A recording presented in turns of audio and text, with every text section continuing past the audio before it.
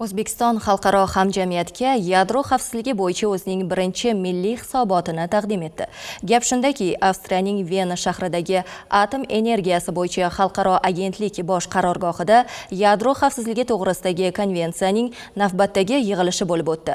Unda Vazirlar Mahkamasi huzuridagi sanoat, radiatsiya va yadro xavfsizligi qo'mitasi vakillaridan iborat mamlakatimiz delegatsiyasi ham ishtirok etdi. Yig'ilishning ochilish marosimida atom energiyasi bo'yicha xalqaro agentlik bosh direktori Rafael Mariano Grossi yadro xavfsizligiga xalqaro darajada e'tibor qaratish bugungi kunda ayniqsa dolzarb ekanini ta'kidladi. Shuningdek, Grossi janoblari konvensiyaga yangi qo'shilgan davlatlar, xususan O'zbekistonni alohida e'tirof etib, bu qadam mamlakatimizning radiatsiya va yadro xavfsizligini ta'minlash hamda institutsional asoslarini mustahkamlashga katta hissa qo'shishiga umid bildirdi. O'zbekiston Respublikasi ushbu yig'ilishda o'zining birinchi hisobotini taqdim qildi. Ushbu hisobot orqali O'zbekiston Respublikasida amalga oshirilgan ishlar, hozirda ko'rilayotgan choralar va kelajakdagi amalga oshirilgan ishlar to'g'risida axborot berildi.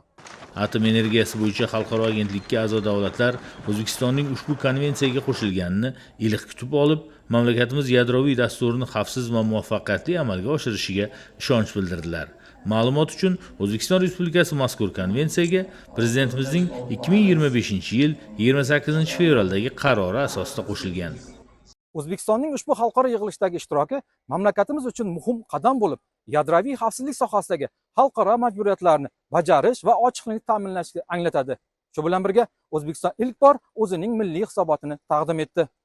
Milliy hisobot orqali mamlakatimizda yadroviy xavfsizlik bo'yicha amalga oshirilayotgan ishlar xalqaro hamjamiyatga taqdim etildi va ijobiy baholandi. Bu esa O'zbekistonning atom energetikasi sohasida teng huquqli va ishonchli hamkor sifatida shakllanayotganini ko'rsatadi.